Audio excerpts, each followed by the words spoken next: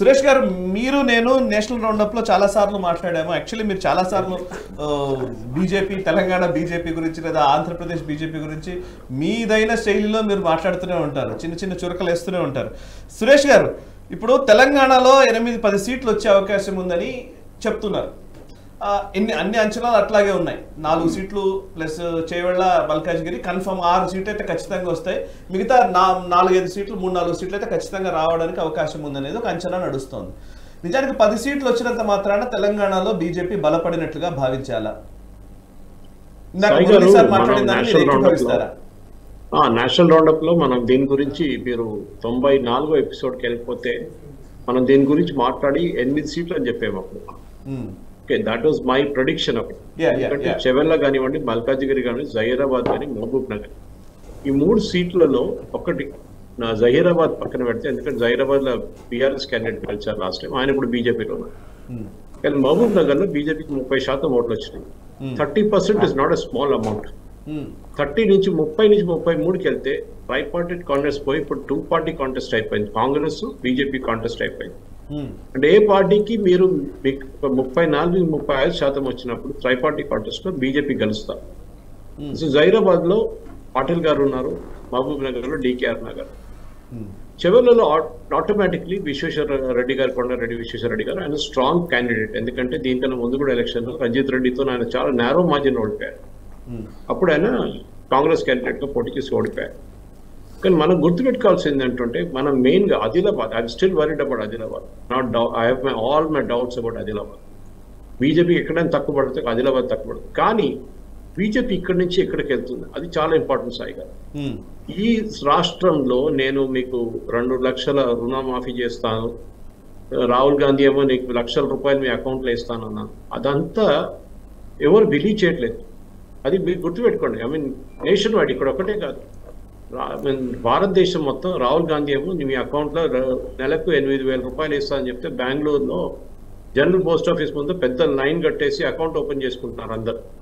పాపం వాళ్ళని నాకు బాధ అనిపిస్తుంది. ఎందుకంటే ఇట్లాంటి స్టేట్మెంట్ ఇచ్చి రాహుల్ గాంధీ పాప ఎంతమందిని ఎండలు నిర్వర్తించి అకౌంట్ ఓపెన్ చేయించాడు, వాళ్ళకి 10 పైసలు రాదు. ఎందుకంటే ఆయన ఎవరు బిలీవ్ చేయరు. బిలీవబిలిటీ ఫ్యాక్టర్ ఉంటుంది. మోదీ గారు 6,000 రూపాయలు సంవత్సరానికి ఒక రైతుకి ఇచ్చినప్పుడు ఆయన ఇస్తూనే వస్తున్నారు. అది so there is a believability factor in that. మీరు 1 లక్ష రూపాయలు ఇస్తారు, మోదీ గారు ఇచ్చిన 6,000 రూపాయలు ఉంది ఒక పక్కన. ఎవరిని మీరు బిలీవ్ చేస్తారు? అన్నిటికంటే చాలా ఇంపార్టెంట్ సాయి గారు, దీని ఎలక్షన్ లో నేను ముందు కూడా చెప్పాను, దీనికి there is a strong undercurrent of women voters. 2 factors. 2019 election లో మనం gas Ujjwala scheme was a big winner for BJP. కానీ 2024 వచ్చినప్పుడు 2 ఫ్యాక్టర్స్ ఎఫెక్ట్ అయినాయి సాయి గారు, ఎస్పెషలీ ఉత్తరప్రదేశ్, బీహార్, మధ్యప్రదేశ్, రాజస్థాన్ లాంటి రాష్ట్రాలు, even Chhattisgarh for that matter.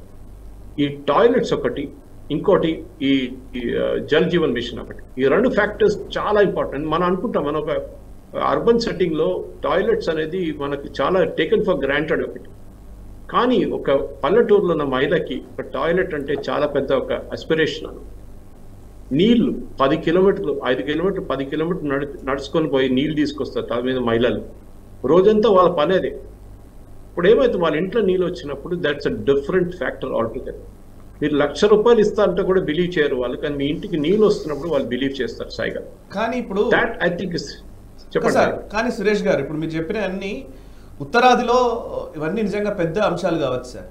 But 90లో 2000 సంవత్సరంలో ఆ టైం నుంచి చాలా వరకు మన ఈ దక్షిణాది రాష్ట్రాల్లో చాలా వరకు ఇవన్నీ వచ్చేసినాయి అనే ఒక అంశం ఉంది కదా. నీళ్లు అనుకోండి, లేకపోతే ఉజ్వల స్కీమ్ లైక్ గ్యాస్ కనెక్షన్లు కానివ్వండి, ఇవన్నీ వచ్చాయి. కాకపోతే ఇక్కడ ఎదగడం, ఆ అంశాలను పెట్టుకొని ఇక్కడ ఎదగలుగుతారా అంటే, నేను క్లియర్గా ఏంటంటే 10 సీట్లు వస్తే బీజేపీ ఎదిగినట్టేనా? తెలంగాణలో 10 ఎంపీ సీట్లు బీజేపీకి వచ్చాయి అనుకుందాం, వస్తున్నాయి అనుకుందాం. 10 సీట్లు బీజేపీకి వచ్చాయి అంటే తెలంగాణలో అధికారంలోకి వచ్చినట్లేనా? అది అసెంబ్లీలో సాయి గారు చాలా డిఫరెంట్. లోక్సభకు వచ్చినప్పుడు మోదీ గారు ఒక పక్కన, 21 మంది ఒక పక్కన, 21-26 మంది ఇంకో పక్కన. కానీ అసెంబ్లీకి వెళ్తే బీజేపీకి ఒక అన్నామలై లాంటి లీడర్, నేను చాలా మటుకు I know local BJP leaders Kishore Kumar Reddy garu మీ డిబేట్ లో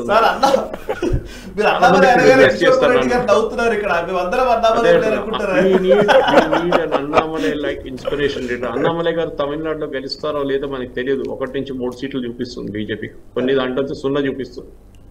అన్నామలై గెలుస్తారో లేదా it's not a point here, but ఒక ఇన్స్పిరేషనల్ లీడర్షిప్ అది ఎవరైనా ఉండొచ్చు. సాయి గారు అన్నామలై ఎక్కడి నుంచి వచ్చారు? ఈ came from out of know where absolute. కానీ బీజేపీకి తెలంగాణ ప్రాబ్లం ఏంటంటే కొత్త లీడర్లు బీజేపీలో పర్ఫామ్ చేస్తున్నారు, పాత లీడర్లు పర్ఫామ్ చేయట్లేదు. 8 మంది ఎమ్మెల్యేలు ఉన్న బీజేపీలో లెజిస్లేటివ్ అసెంబ్లీలో 2 మందికి ఎక్స్పీరియన్స్ ఉన్నాయి. ఒకటి రాజా సింగ్, ఇంకో మంచి ఇద్దరే ఉన్నారు అందులో, ఆర్మూర్ ఎంపీ అంటూ ఎమ్మెల్యే అంటూ. మిగతా 6 మంది కొత్త వాళ్ళు. అంటే your new people have been able to prove themselves. అది చాలా ఇంపార్టెంట్ బీజేపీకి. సో లోకల్ ఇప్పుడున్న leaders they should not take it for granted. మేము 20 సంవత్సరాలు పార్టీలో పనిచేశాం. ఏం చేశారు? ఇంద్రసేన్ రెడ్డిని తీసుకెళ్లి ఒక గవర్నర్గా చేసి పడేశారు. రేపు ఇంకొక లీడర్ని తీసుకెళ్లి మిజోరాంలో గవర్నర్ లేకుంటే నాగాలాండ్లో గవర్నర్ చేసేస్తారు. అంటే ఇక్కడ మీరు పుల్లలు పెట్టకండి అని చెప్పేసి. I think time he's come బీజేపీకి సెకండ్ బీచ్ హెడ్ సౌత్ లో. చాలా ఐఎమ్ సారీ బట్ నేను rubbing lot of wrong feathers అని చెప్పి, కానీ బీజేపీకి టైం వచ్చింది. కర్ణాటక తర్వాత బీజేపీకి second beachhead is Telangana. దానికి BJP should make all out efforts. ఇప్పటి నుంచి 3 సంవత్సరాలు 4 సంవత్సరాలు ప్లాన్ చేసుకొని BJP should plan for the next assembly elections in Telangana. దానికి కొత్త లీడర్షిప్ కావాలంటే కొత్త లీడర్షిప్ కావాలి, కొత్త ఎమ్మెల్యేస్ కావాలంటే కొత్త ఎమ్మెల్యేస్ కావాలి. నేను ఎప్పుడు చెప్తాను ఎమ్మెల్యేస్కి మీరు 2-3 సంవత్సరాలు ఇవ్వాలి. ప్రాస్పెక్టివ్ ఎమ్మెల్యేస్ కూడా వాళ్ళు ప్లాన్ చేసుకొని మోదీ గారు స్కీమ్ తీసుకొచ్చి మాట్లాడాలని చెప్పేసి. ఇప్పుడు చూడండి మోదీ గారు చెప్పిన schemes versus Rahul Gandhi schemes పనిచేస్తుందా లేదా? అది చాలా ఇంపార్టెంట్. అంటే ప్రజలు నమ్ముతున్నారు మోదీ గారి స్కీమ్స్, రాహుల్ గాంధీ స్కీమ్స్ నమ్మట్లేదు. ఓకే, చాలా ఇంపార్టెంట్.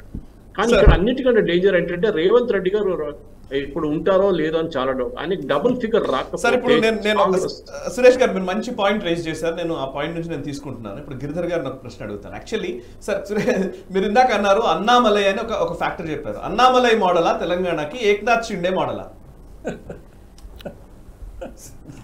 సింపుల్. అన్నామలై మోడలా అంటే అన్నామలై అంటే ఏంటంటే గ్రాస్ రూట్ నుంచి ఇక మెల్లిగా దాన్ని పార్టీని బిల్డ్ చేసుకోవాలి, ఈ ఐడియాలజికల్ బ్యాటిల్ నుంచి బయటపడాలి, ఒక లీడర్ రావాలి, అతను నిలబెట్టాలి, దాన్ని నిలబెట్టుకొని మెల్లిగా కొట్టాలి, లాస్ట్కి అధికారంలో తీసుకురావాలి. ఇదా లేకపోతే జస్ట్ ఒక ఏక్నాథ్ షిండే మోడలా? లేకపోతే ఒక మంచి నాయకుడు అక్కడ ఉంటాడు, అక్కడ తక్కువని గవర్నమెంట్ పడగొట్టాలి, ఇటు నుంచి తీసుకురావాలి, మేనేజ్ చేయాలి, అధికారంలో. ఈ 2 మోడల్స్ ఉన్నాయి. ఇంకేమైనా ఉంటే చెప్పండి. పోనీ బీజేపీ 10 సీట్లు వస్తే గెలిచినట్టేనా? ఇంకేముంటాయి? తప్పకుండా ఈ 2 కాకుండా తెలంగాణ మోడల్ ఒకటి కావాలి. ఒక మోడల్ ఒక ప్రాంతంలో అది సక్సెస్ అయినంత మాత్రాన అదే మోడల్ అన్ని దగ్గర సక్సెస్ అవుతుందని మనం చెప్పలేము. ఫర్ ఇన్స్టెన్స్ మనం చీఫ్ మినిస్టర్ని డిక్లేర్ చేస్తేనే గెలిచేటువంటి రాష్ట్రాలు కొన్ని ఉన్నాయి. శివరాజ్ సింగ్ చౌహాన్ లాంటి వాళ్ళు, వసుంధర రాజా లాంటి వాళ్ళు, మోదీ లాంటి వాళ్ళు, యోగి లాంటి వాళ్ళు, ఇటువంటి వాళ్ళు ఉన్నారు. దేవేంద్ర ఫడ్నవీస్ ఇలాంటి వాళ్ళు చాలామంది దిగ్గజ నేతలు ఉన్నారు. వాళ్ళని డిక్లేర్ చేస్తేనే గెలిచేటువంటి పరిస్థితి. కానీ అదే ఉత్తరప్రదేశ్లో సీఎం క్యాండిడేట్ డిక్లేర్ చేయకుండా 4/5 మెజారిటీ బీజేపీ గెలిచింది. అవునా? అదే BJP party chief minister candidate announce చేసిన తర్వాత 3 సీట్లు వచ్చాయి ఢిల్లీలో. కరెక్టే. కాబట్టి అదే ఫార్ములా ఇక్కడ అప్లై చేస్తానంటే కుదరదు. కొన్ని దగ్గర ఒక ఫార్ములా వర్క్ చేస్తుంది, ఇంకో దగ్గర ఇంకోటి ఫార్మ్ చేయదు. ఇక్కడ బహుశా 2 చేయరు. ఒకటి అన్నామలై లేకపోవచ్చు, కానీ తెలంగాణలో ఒక విధమైనటువంటి బేస్ అయితే మనకు సంఘ పరివార క్షేత్రాలకు కావచ్చు లేదా బీజేపీకి కావచ్చు చాలా సంవత్సరాలుగా ఉంది. మనం గతంలో కూడా మనం 2 సీట్లు బీజేపీ వచ్చినప్పుడు కూడా హనుమకొండ సీట్ వచ్చినారు. కాబట్టి వీళ్ళకి బేస్ లేదు అని ఎవరు చెప్పడానికి వీల్లేదు. ఆ బేస్ బహుశా బీఆర్ఎస్కి టీడీపీకో ఎవరికో షిఫ్ట్ అయ్యి ఉండొచ్చు, ఇప్పుడు కాంగ్రెస్కి షిఫ్ట్ అయ్యి ఉండొచ్చు, ఏదో షిఫ్ట్ అయ్యి ఉండొచ్చు. ఇందాక మీరు వెళ్ళినప్పుడు అక్కడంతా మీరు చూసినటువంటి పరిస్థితి మీరే చూస్తున్నారు కదా. అది కాలానుగుణంగా అక్కడ పరిస్థితులను బట్టి వాళ్ళు మారుతూ ఉంటారు. కాబట్టి అదే ఓట్ బేస్ బీఆర్ఎస్కి వేసిన వాళ్ళే రేపు బీజేపీకి వేయచ్చు, కాంగ్రెస్కి వేయచ్చు. బీజేపీ ఆత్మావలోకనం చేసుకోవాల్సిన అవసరం మాత్రం వాళ్ళకి తప్పకుండా ఉంది. ఎందుకంటే ఇప్పుడు సురేష్ గారు కూడా చెప్పినట్టు కొంత ఉన్నది. బీఆర్ఎస్ను ఓడించాలి అని వాళ్ళు నిర్ణయించుకున్నప్పుడు ప్రత్యామ్నాయం బీజేపీ ఎందుకు కాదు, కాంగ్రెస్ ఎందుకు? 2 నేషనల్ పార్టీసే కదా. కాంగ్రెస్ని వాళ్ళు రీజనల్ పార్టీగా యాక్సెప్ట్ చేశారు, కానీ బీజేపీని ఎందుకు యాక్సెప్ట్ చేయాలని బీజేపీ ఆత్మావలోకనం చేసుకోక తప్పదు. ఓకే, కానీ ఎదుగుతున్న మాట మాత్రం వాస్తవం. క్రమేపీ ఎదుగుతున్నారు. జిహెచ్ఎంసీలో గెలిచారు, తర్వాత కొన్ని బై ఎలక్షన్స్ గెలిచారు. ఎదుగుతున్నటువంటి మాట మాత్రం వాస్తవమే. ప్రజల్లో వీళ్ళ గురించి ఎవరికి తెలియదు అన్నది మనం చెప్పలేం. కాబట్టి 2 మోడల్స్ యొక్క హైబ్రిడ్ వెరైటీయో లేదా కొత్త ఆలోచన తీసుకురావాల్సిందే. ప్రతిసారి ప్రతి కొత్త వాళ్ళని తీసుకొస్తున్న వాళ్ళకి ఏమీ తెలియని వాళ్ళని తీసుకొచ్చి మీరు ఎక్స్పీరియన్స్ వాళ్ళని పక్కన పెడితే అది కూడా నష్టం వస్తుంది. అది కూడా చేయడానికి వీల్లేదు. ఉత్తరప్రదేశ్లో పనిచేసింది. మనం కల్రాజ్ మిశ్రా గారు కావచ్చు, మురళీ మనోహర్ జోషి గారు కావచ్చు, రాజ్నాథ్ సింగ్ గారు కావచ్చు, వినయ్ కటియార్, కళ్యాణ్ సింగ్, వీళ్ళందరినీ పక్కన పెట్టేసి కంప్లీట్గా కొత్త నేతృత్వం తీసుకొచ్చి వాళ్ళు గెలిచారు అక్కడ. ఓకే, అటువంటి ప్రయత్నం చేస్తే ఓడిపోవచ్చు కూడా మీరు. కాబట్టి ఈ మిక్స్చర్ ఆ రాష్ట్రానికి సంబంధించి ఏంటి అన్నది సపరేట్గా ఆలోచన చేయవలసిన ఆవశ్యకత ఉంది. యాక్చువల్లీ నేను ఇంకొక మోడల్ కూడా చెప్తాను. బేసికల్లీ నేను ఇప్పుడు వచ్చింది కాబట్టి టాపిక్ మురళీ సార్ దగ్గరికి వెళ్ళి మీ దగ్గరికి వచ్చి వస్తాను నేను ఒకసారి. అంటే ఏంటంటే నేను మొన్న పంజాబ్ వెళ్ళాను సార్. యాక్చువల్లీ పంజాబ్ వెళ్ళినప్పుడు పంజాబ్లో మంత్రి శ్రీనివాస్ గారు, ఇక్కడ నుంచి వెళ్ళిన మంత్రి శ్రీనివాస్ గారు అక్కడ ఆర్గనైజింగ్ సెక్రటరీగా ఉన్నారు. సో బేసికల్లీ అక్కడ కాంగ్రెస్ పిసిసి ప్రెసిడెంట్గా పనిచేసినటువంటి వ్యక్తి ఇవాళ బీజేపీ రాష్ట్ర అధ్యక్షుడు, అండ్ కాంగ్రెస్ ముఖ్యమంత్రిగా పనిచేసినటువంటి వ్యక్తి అమరీందర్ సింగ్ ఇప్పుడు బీజేపీలో ఉన్నారు. సో ఆయన వైఫ్ పోటీ చేస్తున్నారు పటియాలా నుంచి. సో పంజాబ్లో మీకు తెలుసు ఎట్లా అకాలీదల్ అండ్ బీజేపీ రెండింటికి మధ్య పొత్తు ఉండడము, అకాలీదల్ మాత్రమే బిగ్ ప్లేయర్గా ఉండి బీజేపీ కొంత తక్కువగానే రోల్ పోషించడం చేస్తూ, ఆంధ్రప్రదేశ్లో కూడా తెలుగుదేశం పార్టీ అండ్ బీజేపీ మధ్య ఎట్లాగైతే ఉందో అక్కడ కూడా అకాలీదల్ అండ్ బీజేపీ లాగానే కనిపించింది. సో ఇప్పుడు అకాలీతో పొత్తు లేదు పంజాబ్లో, but BJP significant vote share ఈ ఎలక్షన్స్లో తెచ్చుకోబోతోంది. అండ్ ఉన్న 2 స్థానాలు గెలవడమే కాదు, ఇంకొక 2 స్థానాలు గెలిచే అవకాశం కూడా ఉందని కొన్ని సర్వే సంస్థలు చెప్తున్నాయి. అయితే ఆర్గనైజేషనల్ స్ట్రక్చరల్ థింగ్స్ మార్చుకోవడము, పెంచుకోవడము, ఇందులో మంత్రి శ్రీనివాస్ గారు అక్కడ నిమగ్నం అయ్యారు. యాక్చువల్లీ నేను ఆయన టాప్ 10 ఇన్ఫ్లుయెన్సర్స్ ఎవరైతే పొలిటికల్ ఇన్ఫ్లుయెన్సర్స్ ఉన్నారో వాళ్ళ లిస్టులో ఆయన పేరు ఉందని చెప్పేసి మొన్ననే ఒక దాంట్లో వచ్చింది కూడా. నేను మంత్రి శ్రీనివాస్ గారు ఆయన రోల్ అక్కడ ఒక ఆర్గనైజేషన్ పరంగా ఒకవైపు ఉంది, బయట నుంచి వచ్చిన నాయకుల్ని తీసుకోవడము ఆ పని జరుగుతోంది. ఈ షిండే మోడలు కాదు, అన్నామలై మోడలు కాదు, ఇంకో మోడల్ నడుస్తోందని చెప్పడానికి నేను ఎగ్జాంపుల్ తీసుకున్నాను. మేబీ ఇప్పుడు ఇక్కడ తెలంగాణలో ఇందాక మీరు ఫస్ట్ ఓపెన్ చేసింది మీరు ఈ డిబేట్ అంతా కూడా నిజానికి తెలంగాణలో అయిపోయినట్టు కాదు అని అన్నదే మీరు మురళీ సార్. ఏది చేయాలి చెప్పండి. మీరు చెప్పింది, మీరు మంత్రి శ్రీనివాస్ ఇక్కడ పనికి రాలేదు కానీ అక్కడ పనిస్తున్నాడు. ఇక్కడ అనుకున్నారా?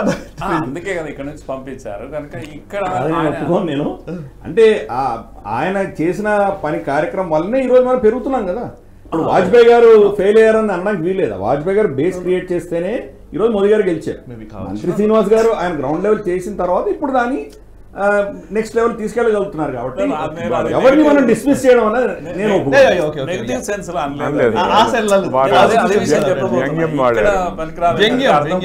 ఏ ప్రయోగం అయితే ఇప్పుడు ఆయన అక్కడే చేస్తున్నాడు అది ఆల్మోస్ట్ సక్సెస్ అవుతుంది అని పత్రికలు రాయడం మొదలుపెట్టి ఆయన టాప్ 10 పీపుల్లో పవర్ఫుల్ పీపుల్ ఆయన ఒకటిగా పంజాబ్ థింక్ అనే మ్యాగజైన్ రాసింది. ఇదంతా వేరే విషయం. కానీ ఇక్కడ పనికిరాలేదు ఎందుకంటున్నా అదే ప్రయోగం ఇక్కడే చేశారు. ఆ ప్రయోగం ఇక్కడ చేశారు. మీరు ఎవరైతే సుమారుగా 40-50 మంది పెద్ద లీడర్లు కాంగ్రెస్ బీఆర్ఎస్ లీడర్లు అందరూ ఎన్నికల ముందు బయటికి వెళ్ళారో వాళ్ళందరినీ తీసుకొచ్చి గ్రౌండ్ తయారు చేసింది ఆయన్నే. ఎందుకు వెళ్ళారు అనేది నా ప్రశ్న. ఆయన కూడా వెళ్ళాడు, వాళ్ళు కూడా వెళ్ళారు. ఇక్కడ సమస్య ఏంటంటే బయటి వాళ్ళు లోపలి వాళ్ళు అనే ఒక చర్చ జరుగుతుంది. ఈ లోపలి వాళ్ళు బయటి వాళ్ళు కాదు, అందరూ కలిస్తే కూడా గెలిచేది చాలా కష్టం. టీఆర్ఎస్ మీద గెలవడం కనుక అందరినీ కలుపుకొని తీసుకెళ్లే నాయకత్వం ఒకటి కావాలి. ఇక్కడ నాయకత్వంలో లోపమంతా ఎక్కడంటే అయితే నేనే నడిపిస్తా, ఇంకెవ్వడం అవసరం లేదు, వీడొద్దు వాడొద్దు ఈ గ్రూప్ వద్దు, నాకు థ్రెట్ అయిపోతుంది, నేనే ముఖ్యమంత్రి అయిపోతా అనేటువంటి లీడర్షిప్ ఒకటి కనిపిస్తుంది ఇక్కడ. ఓకే, కానీ అందరినీ కలుపుకొని పోగలిగితే అటువంటి నాయకత్వం అన్నామలై అయినా సరే లేదు పాత తరం వాళ్ళైనా సరే కొత్త తరాన్ని కూడా కలుపుకుపోవాల్సి వస్తుంది. అవి కలుపుకుపోయే నాయకుడు సుమారుగా ఒక 50 మంది యంగ్స్టర్స్ నిలబెట్టే అవసరం ఉంది. 119 నియోజకవర్గాల్లో మనుషులు లేరు. మీరు ఇప్పుడు కూడా మీరు కనుక అప్లై చేసి టికెట్ కొరకు అప్లై చేసిన లిస్ట్ కనుక మీరు చూస్తే 20 నియోజకవర్గాలకు పార్టీ మనుషులు లేరు. సో యాక్చువల్లీ పార్టీ మనుషులు ఇంకో 100 నియోజకవర్గాలకు ఎవరు లేరు. బయట నుంచి తేక తప్పదు, అది తెలుసు మనకు. పోరెడ్డి గారు బయట ఎక్కడన్నా వేరే ఛానల్లో ఉంటే ఇమీడియట్ గా ఇప్పుడు ఆపేవాడేమో కానీ ఇప్పుడు ఆయన కూడా పాపం మధ్యలో ఉన్నారు. ఎట్లాగో పార్టీని డిఫెండ్ చేయాలా వద్దా? వాళ్ళంతా కూడా పవిత్రమైన వాళ్ళు, బయటి వాళ్ళు అపవిత్రమైన, ఈ భావన పోవాలి. వీళ్ళందరినీ కలిపే ఒక గొప్ప నాయకత్వం కావాలి. ఓకే, ఈ వీడియో మీకు నచ్చినట్టయితే లైక్ చేయండి, 10 మందికి షేర్ చేయండి. అలాగే కామెంట్ల రూపంలో మీ అభిప్రాయాలను మాతో పంచుకోండి. Nationalist hub group of channels ను సబ్స్క్రైబ్ చేసుకుని తెలుగునాట జాతీయవాద జర్నలిజాన్ని ప్రోత్సహించండి. ఈ వీడియో కింద ఉన్న బెల్ ఐకాన్ పై క్లిక్ చేయడం మర్చిపోవద్దు.